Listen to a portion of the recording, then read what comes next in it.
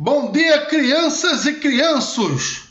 Vamos começar aqui hoje o nosso capítulo 4 falando dos povos indígenas no Brasil.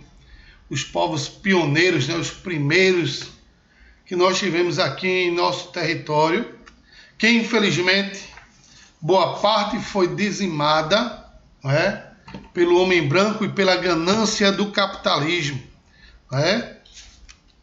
Na realidade, existem algumas hipóteses, que explicam a chegada dos povos indígenas nas terras americanas. Hipótese mais aceita pela comunidade científica internacional é de que os primeiros humanos que aqui chegaram eram pequenos grupos caçadores e coletores nômades originados do continente asiático. Ou seja, nós temos um pezinho lá na Ásia, segundo esta hipótese, que foi levantada pela comunidade científica que estudam a antropologia cultural brasileira. Sabe-se que eles vieram caminhando, na realidade, chamados desbravadores, da Ásia, e se espalharam pelo mundo na realidade. Mas isso aí são hipóteses remotas, porque mas pode ser aceita também. E isso por conta de alguns estudos que foram feitos, e algumas questões também de DNA que foram encontradas entre os nossos povos indígenas e alguns povos indígenas aborígenes que viviam também lá na Austrália, na Oceania e etc. Porém, nossos povos indígenas, eles são povos guerreiros, que durante muito tempo protegeu seu território contra o homem branco. Os índios tem-se alguns estudos que falam que eles estão sobre o território mundial há cerca de 10 mil a 4 mil anos atrás.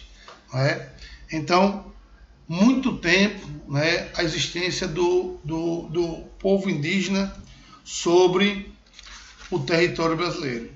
O Brasil, ele tem alguns povos indígenas, alguns grupos indígenas ainda remanescentes, e os principais são Tupi-Guarani, Gê, Aruaque, Caraíba, Cariri, Pano, Tucano e Charruá.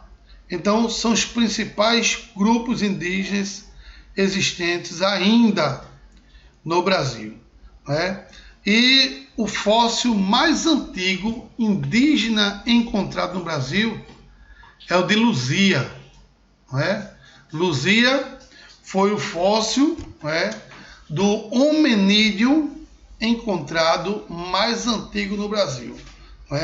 Esse crânio de Luzia, ele infelizmente, ele foi assim destruído a partir do incêndio que a gente teve o ano passado no Rio de Janeiro, no Museu do Rio de Janeiro, e aí, infelizmente, ele foi praticamente destruído.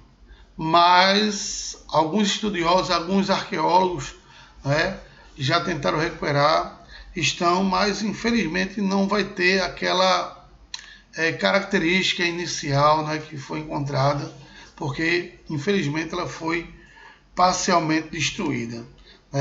A fundação que cuida do índio no Brasil é a FUNAI, Fundação Nacional do Índio. E como é que esses índios estão distribuídos no território brasileiro? A maior parte dos povos indígenas brasileiros ainda é a tribo indígena que deu origem à nossa língua, que é o grupo Tupi-Guarani. Está disperso em todo o litoral brasileiro, na porção centro-oeste e também na porção sudeste e sul do Brasil. Esses índios, né, eles são o de maior contingente populacional existente em nosso território. Depois nós temos também a tribo G, né, que ocorre em boa parte do Nordeste, principalmente no sertão nordestino, também no meio norte, no estado do Pará e em parte do centro-oeste brasileiro. O Aruaque está localizado em algumas regiões isoladas no Brasil, porém a grande miscigenação indígena, ou seja, a grande massa de mistura de grupos indígenas no Brasil está localizado na região norte, né? Os maiores grupos indígenas, na realidade, estão localizados na região norte. Por quê? Porque devido à perpetuação da floresta amazônica, né, que é o habitat natural indígena, né, aquela região ainda promove uma região onde o índio ela tenha uma melhor condição, um melhor bem-estar de se sobreviver, né, do que no meio urbano, né? O índio, infelizmente, sofreu um processo de aculturação. O que é a aculturação? A aculturação é a perca da identidade cultural, ou seja, a exposição ao homem branco fez com que os povos indígenas perdessem aquela identidade cultural. Lembro-me que quando eu estava na universidade, né, minha professora de antropologia cultural resolveu então fazer um passeio e levar a gente para conhecer a tribo Funiô, na cidade de Águas Belas, aqui no interior de Pernambuco. E eu, muito empolgado, disse, rapaz, eu vou conhecer uma tribo indígena que eu nunca vi na minha vida. Não é? E aí a gente foi, minha primeira viagem, né, meu primeiro passeio pedagógico pela universidade, eu ainda estava no primeiro período, se eu não me engano, era o segundo período, estava pagando cadeira de antropologia cultural. E eu todo empolgado, eu digo, vamos embora conhecer a tribo indígena Funiô lá em Águas Belas. E aí cheguei na faculdade, a gente subiu no ônibus e foi-se embora. Quando chegou lá na tribo, aí a professora, pronto, chegamos. Aí eu digo, cadê onde? Na tribo. Eu digo, e as casas tudo normais, de alvenaria, tudo. Aí eu me decepcionei, né? Foi a minha primeira decepção que eu tive quanto estudante na universidade. A gente tem várias decepções, né? E é através dessas decepções que a gente se torna intrigado e começamos a pesquisar, não é? A decepção intriga o homem e leva ele a ser mais curioso e passa a pesquisar para descobrir a veracidade dos fatos, as veracidades dos fatos.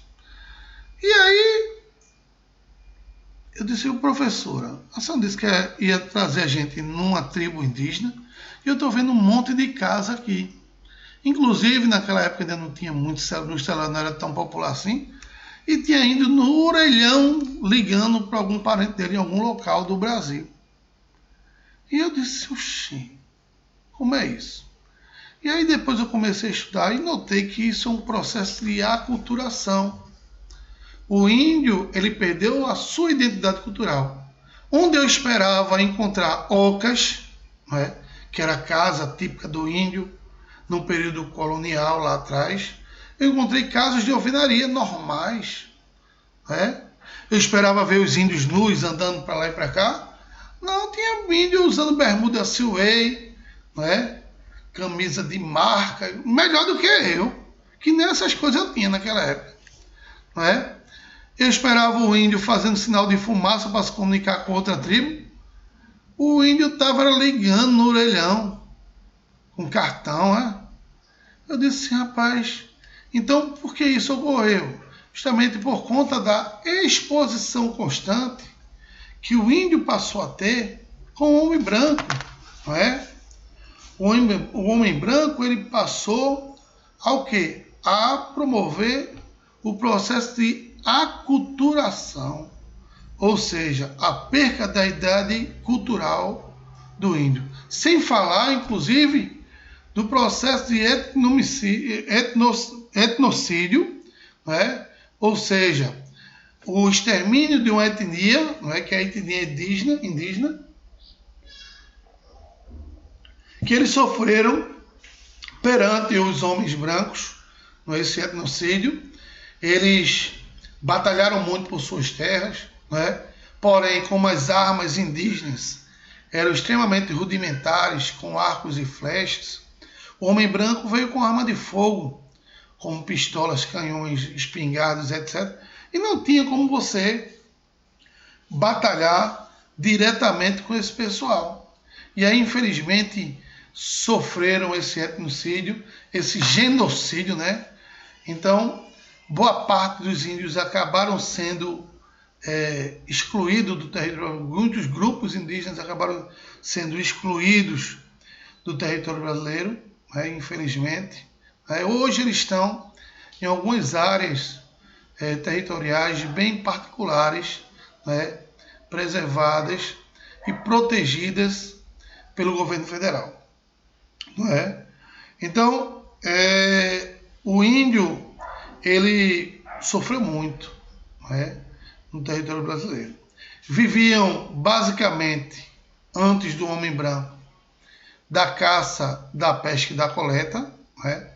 O homem índio, o homem, eles faziam o processo, não é, de caça e pesca, e a mulher cuidava dos afazeres do lar e da coleta de frutas, de legumes, de cereais que eram encontrados no meio da floresta. Né? Então, esse choque de cultura, né, que o índio veio ter durante todo o processo, né, de ocupação no território nacional, né, trouxeram em grande maioria dos fatos, né, fatos negativos para os índios. Porque o índio antigamente, como ele tinha uma relação direta com a natureza, ele quando adoecia, ele encontrava sua cura na própria natureza. E não tinham doenças que chegavam a matar grande parte das suas tribos, né? Não era doença de grande poderio infecto-contagioso, né? Esses índios eles tinham uma sabedoria, né? E tem até hoje, uma sabedoria milenar, uma sabedoria médica extremamente rica, né? Isso retirando os produtos naturais diretamente do mundo em que ele vive, né? Das matas, né? Das plantas que eles colhem, né? Então eles não adoeciam, e quando adoeciam encontrava cura rapidamente. Então a exposição com o homem branco, o homem trouxe essas moléstias, né? Essas doenças, né? Que introduziu ao meio indígena. Hoje, por exemplo, com a situação que nós estamos tendo com a pandemia, né? Muitos índios já foram infectados com o Covid-19. Agora, a grande maioria ainda não foi. Por quê? Por conta da questão de tratamentos que eles têm através de fitoterápicos, né? Então, eles produzem suas próprias imunidades, não é? Com esses tratamentos fitoterápicos. Então, alguns índios, um aqui, outro ali, ainda conseguem apegar doenças, não é, oriundas do homem branco, né? E quando pegam é difícil assim ainda eles morrerem, né, justamente por conta desses tratamentos fitoterápicos que eles utilizam no dia a dia, né? Eles são hoje um grupo que tem uma imunidade extremamente alta. São como animais, por exemplo, não querendo fazer uma relação direta do índio com o cachorro, né, ou com o gato, mas a sua imunidade ela é bem diferenciada do homem branco. Por exemplo, algumas doenças o cachorro, o gato não pegam. Raramente alguns cachorros ou gatos pegam doenças do homem branco, né? Raramente. Né? Mas a mesma coisa é o índio. Por quê? Porque o índio tem um estilo de vida diferenciado, uma alimentação diferenciada e um tratamento fitoterápico diferenciado. Deixa eu falar aqui um pouquinho da distribuição dos grupos indígenas no Brasil. Cerca de 54% dos grupos indígenas brasileiros está localizado na região norte. Então a região norte é a região que mais se concentra os grupos indígenas do Brasil. E aí eu falei por quê? Justamente por conta da floresta amazônica, que proporciona uma melhor interação entre índio e natureza. O segundo maior grupo indígena está localizado no centro-oeste do Brasil, não é? Ou seja, 19% da população indígena do Brasil está localizado no centro-oeste. O Nordeste vem em terceiro lugar, não é? Com 11% da população indígena. Vale-se ressaltar que boa parte do Nordeste e do Centro-Oeste, esses índios sofreram um processo de aculturação. Não é? A gente ainda encontra índios sem forte influência do homem branco na região amazônica. Não é? Ainda existem tribos indígenas que nunca tiveram contato com o homem branco, graças a Deus. Porque se sofrerem esses contatos, com certeza vão perder sua identidade cultural. Não é? Então, o Nordeste vem em terceiro colocado, e aí depois do Nordeste nós temos a região Sul também, com uma parcela muito grande de indígena. E último vem a região Sudeste. O Sul vem com 10%, né, desses grupos indígenas, e a região Sudeste vem com 6% de grupos indígenas. Né? Ou seja, dando um total de 100%, né, de grupos indígenas espalhados no Brasil. Então, o Nordeste é isso aí. O Nordeste ele tem uma porção considerável de índios, porém boa parte deles sofreu processo de aculturação. Lá no Sul e Sudeste também, nem se fala. Não é? Os índios são, na realidade, a nossa principal identidade, não é? Apesar de termos forte influência também do homem negro, não é? Mas o índio, ele por muito tempo também foi escravizado pelo homem branco no período colonial. Não é? Quando o homem branco chegou aqui, deparou-se com os índios, não é? E eles começaram a forçar esse índio a trabalhar para eles. E aí, consequentemente, houve um processo de relativamente escravidão, não é? Do índio, que posteriormente esses índios sofreram um processo de catequização e aí ficaram um pouco mais espertos, inteligentes e começaram a exigir também do homem branco especiarias, né, vindo da Europa em troca do seu trabalho escravo que estava sendo feito. E aí houve essa permuta, né? As pessoas traziam os tecidos da Europa e trocavam pelo o trabalho braçal, né, do índio, né? E aí, consequentemente, posteriormente a isso, os portugueses acharam que estava sendo pouco lucrativo, né, essa mão de obra indígena. E aí eles foram na África e pegaram o negro, né, e trouxeram para o Brasil para servir como escravos. Né, aprisionaram esses negros, né, e trouxeram para o Brasil para utilizar como escravos. E aí o negro ele acabou entrando num processo de miscigenação, né, ou seja, uma mistura de raças aqui no Brasil, né, por conta dessa mistura entre o negro, índio e o branco, né, dando origem a outras características, né. Surgiu assim o cafuzo, o mulato, o mameluco, não é? Então, devido a essas misturas, não é, que passou a ocorrer durante processos, não é, de miscigenação. Então, o Brasil, devido a isso, o Brasil hoje tem, para você ter ideia, cerca de 138 cores de pele diferente. Ou seja, é uma mistura racial incrível, uma mistura étnica incrível. Né? Justamente por ter sido um país não de colonização,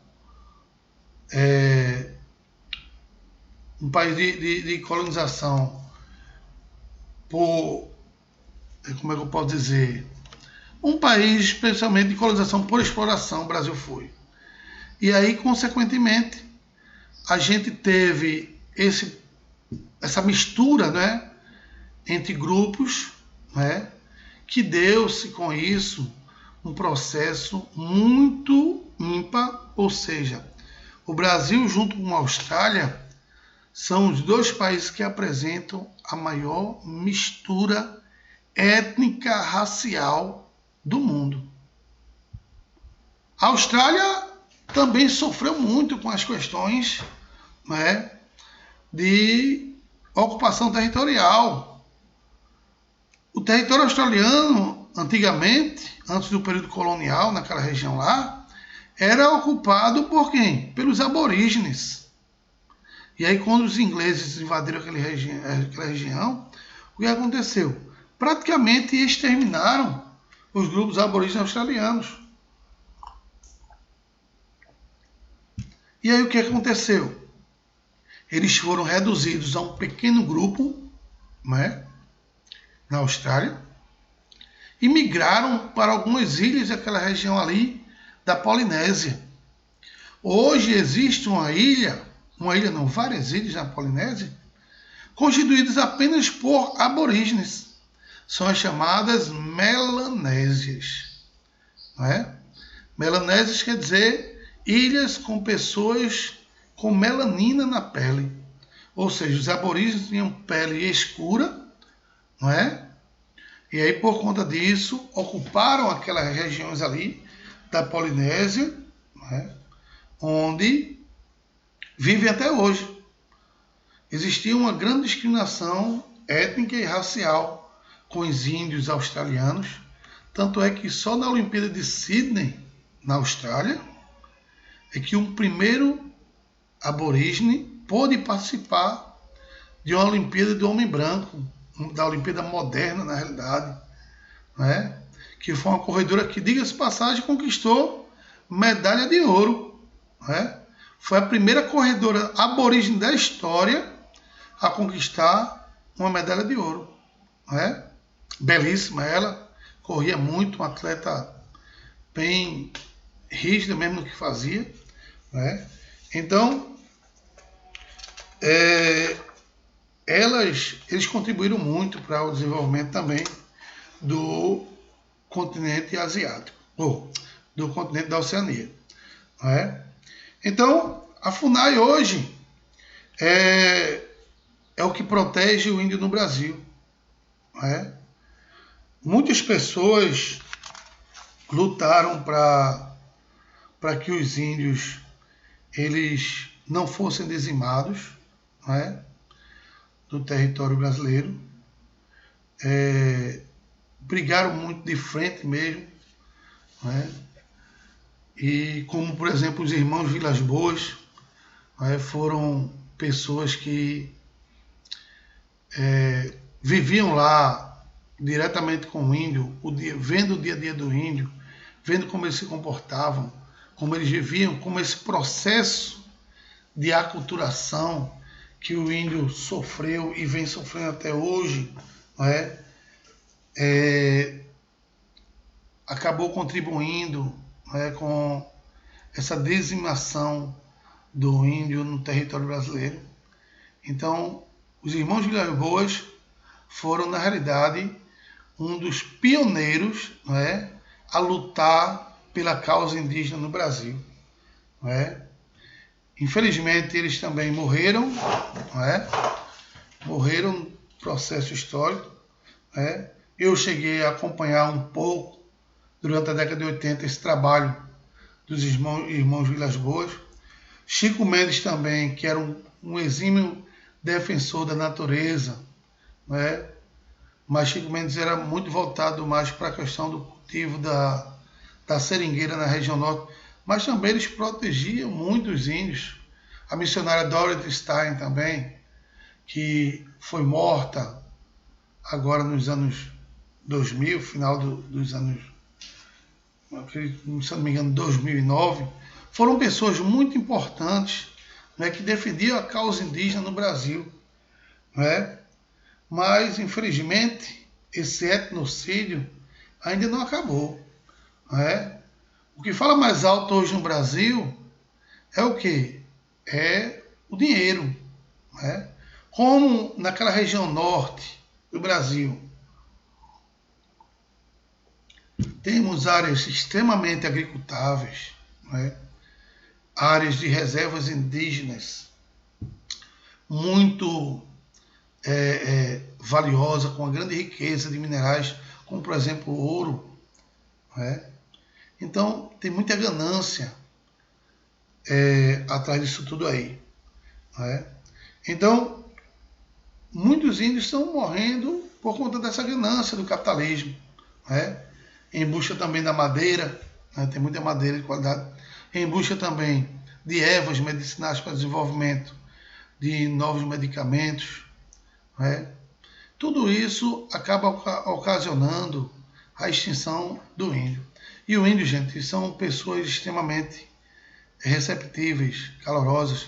Eu já tive a oportunidade também de dormir em uma tribo indígena, tribo mesmo indígena, que uma vez eu fui para Venezuela e eu caí no erro de pegar um avião até Cuiabá, e do Cuiabá a gente locou uma van e foi de van até a Venezuela. E tem um território indígena lá, próximo a Pacaraima, inclusive, que a gente só pode atravessar ele até 6 horas da noite. De 6 horas da noite, eles fecham a tribo indígena e ninguém pode passar. E aí a gente teve que dormir realmente no território indígena, na tribo indígena, mas o pessoal é de uma delicadeza, de uma educação, apesar de não ter, na realidade, aquele conhecimento dogmático, né, que a gente tem, que a gente adquire nas escolas.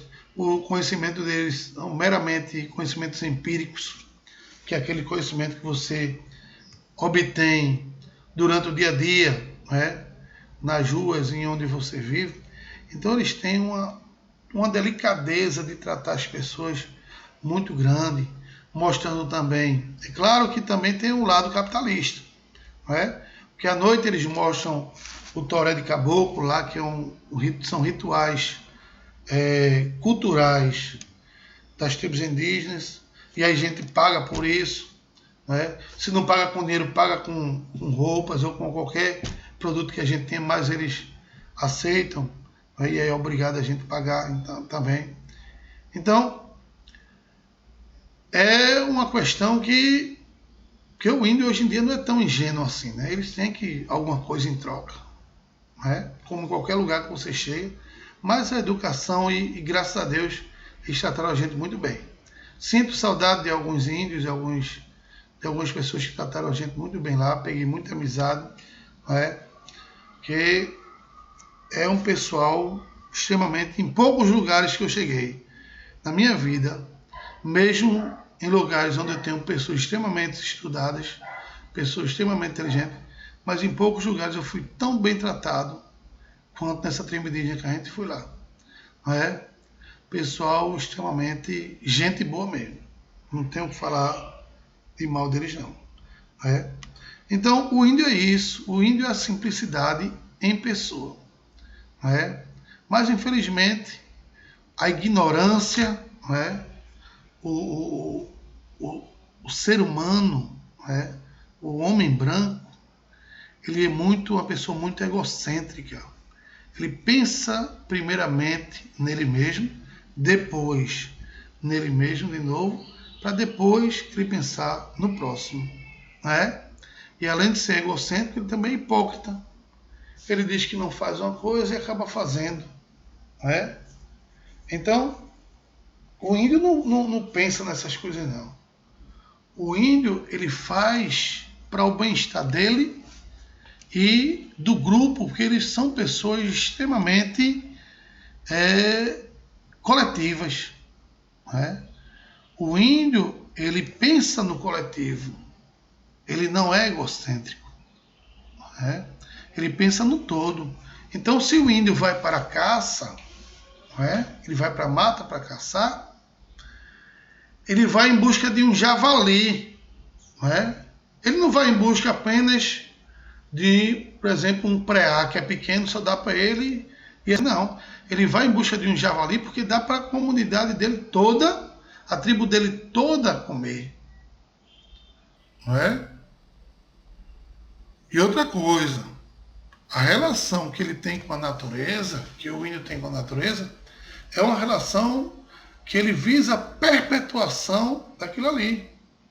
Ele não vai em busca de pegar excedentes quando ele vai para a caça, ou para a coleta, ou para a pesca. Ele vai em busca daquilo que ele vai consumir naquele dia. Porque ele sabe que se ele for atrás de caçar e pegar muitos produtos que excedam aquela alimentação dele diária, aquele produto amanhã ele vai estragar. Por quê? E aí, consequentemente, ele vai ter que caçar outro animal e aí, futuramente, esses animais vão desaparecer. Então, ele vai caçar um animal, vai matar e deixar lá estragado? Não. Ele só vai pegar aquilo que é necessário para ele e para a tribo dele consumir naquele dia. Porque ele lá não tem geladeira, e quando eu falo isso, eu estou falando da tribo indígena, não é essa tribo que sofreu o processo de aculturação tipo a tribo Funiô. Que eu falei para vocês que eu fui quando eu estava na universidade. Não é? Eu falo do índio consciente, o índio raiz. Não é como diz hoje o índio Nutella. Não é? O índio raiz é aquele que caça, pesca e coleta. Que vive daquilo ali, vive da natureza. Então ele tem uma consciência ambiental que ele sabe, e olha que o cara não estudou. Não é? O cara ele não foi para a sala de aula para saber que se ele consumir além do que ele necessita, ele vai impactar o ambiente. E a gente tem seres humanos hoje, extremamente estudados, que vão para a universidade, que compram coisas em excedente. O cara vai comprar 5, 6 palmas de banana, bota em casa, banana extremamente perecível, E aí com 3 dias a banana se estraga. Aí tem que jogar fora, porque não deu tempo de todo mundo comer tudo.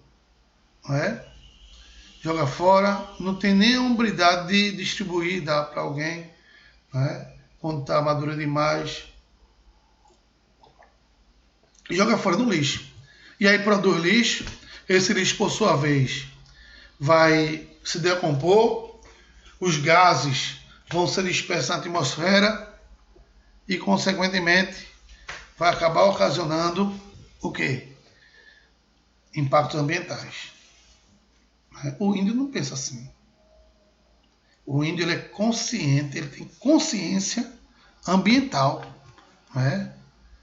O índio ele pensa no futuro dele e da tribo, porque ele tem um pensamento coletivo.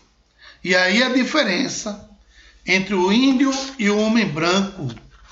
O índio tem consciência coletiva. O homem branco tem consciência egocêntrica. Ele pensa só nele e nele mesmo. O índio ele influenciou muito também na gastronomia brasileira, principalmente na gastronomia brasileira, e nordestina e da região norte também. Hoje, nós temos em boa parte da nossa alimentação a mandioca, Temos também o açaí, A mandioca Nós temos a extração do amido, né, para a fabricação de farinha de trigo. Né? Temos também farinha de trigo, não, como é que diz? Extração de mandioca para a fabricação de tapioca, né? Onde entra muito na nossa gastronomia. Né? O índio ele teve essa forte influência também no que se respeita à nossa alimentação. Né? A nossa língua também tem uma grande influência, né, em termos indígenas. Né?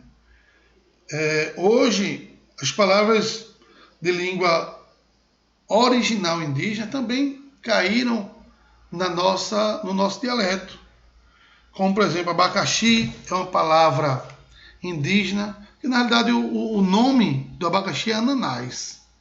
Mas o índio foi que batizou o abacaxi de abacaxi. Não é? A palavra cangaceiro, veja só.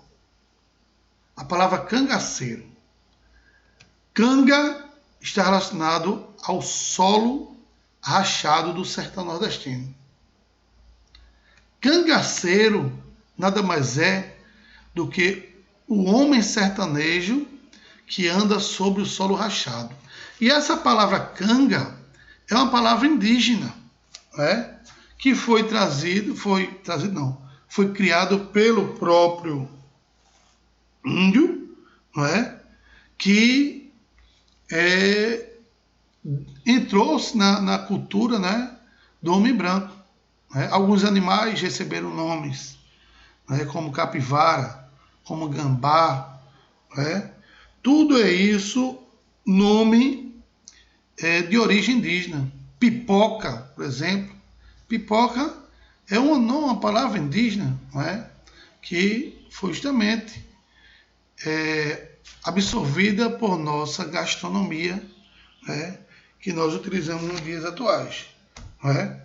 Então, quais são as influências, né, do que nós temos hoje, né? Não que nós introduzimos hoje no índio, né? O índio ele acabou sendo influenciado pelo o homem branco, principalmente suas vestimentas. Né? O homem branco ele usa roupa normal e com a exposição ao índio, o índio também passou a utilizar essas vestimentas do homem branco. O índio parou de andar nu, né? Ou até mesmo de pintar o corpo. Hoje em dia eles só pintam o corpo em épocas de comemoração. Quando eles vão fazer algum ritual, eles pintam o corpo. Né? Mas no dia a dia, o índio não pinta mais o corpo, ou então quando eles vão caçar para se camuflar dentro da floresta, eles pintam o corpo. Mas no dia a dia não. Dia a dia eles não pintam mais o corpo, eles usam roupa de homem branco, bermuda, como eu falei para vocês. Eu encontrei índios usando roupas melhores que a minha, não é? Na tribo Funiô de Águas Belas, não é? Por conta desse processo de aculturação. Infelizmente, acontece muito, não é? Essa exposição do homem com o índio. Então, esse processo de aculturação acaba sendo um tanto quanto maléfico, né, para a questão dos índios. Os índios também, eles acreditam muito em lendas, né? Lendas como a do Boto Rosa na Amazônia, lenda como a de Iara também, né? Que também acabou caindo nas graças do homem branco. Né? A lenda do Curupira, que é o menino que tem os pés virados para trás, para enganar caçadores ou até mesmo alguns animais que eles iam pescar, caçar, etc. Então tudo isso aí, essas lendas, faz parte do folclore brasileiro. Né? os índios são os mais influenciadores do folclore brasileiro. Não é? O folclore brasileiro é uma questão muito importante. Nós temos o Dia do Folclore, não é? E é muito bem comemorado aqui no Brasil. Não é? As pessoas também tem a questão capitalista, né? Muita gente ganha dinheiro com a questão do folclore brasileiro, que aqui no Brasil muitas coisas são influenciadas por conta do capital, né?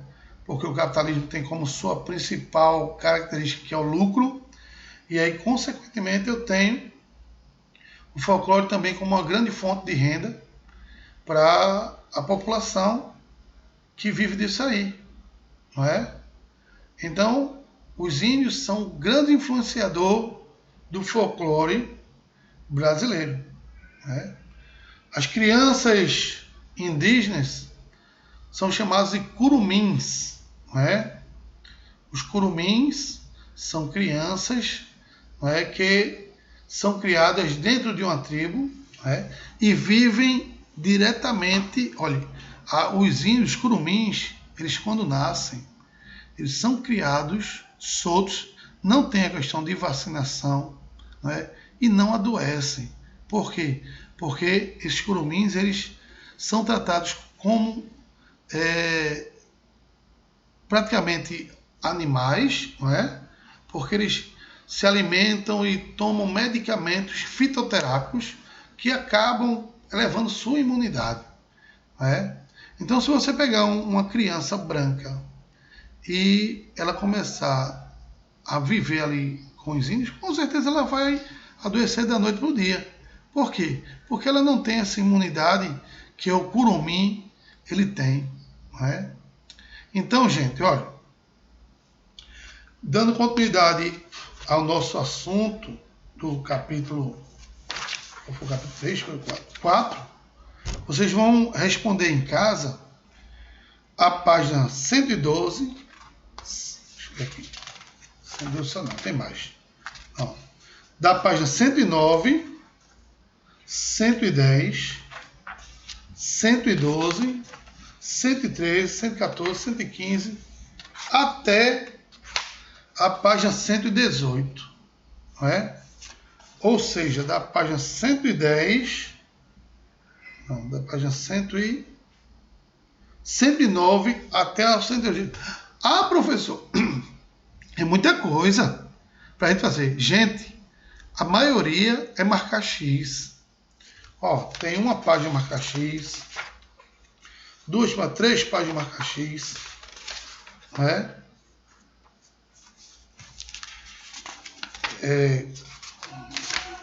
4 páginas marcar X. Veja só. Você, agora é o seguinte, não é marcar X por marcar. É o que eu já falei.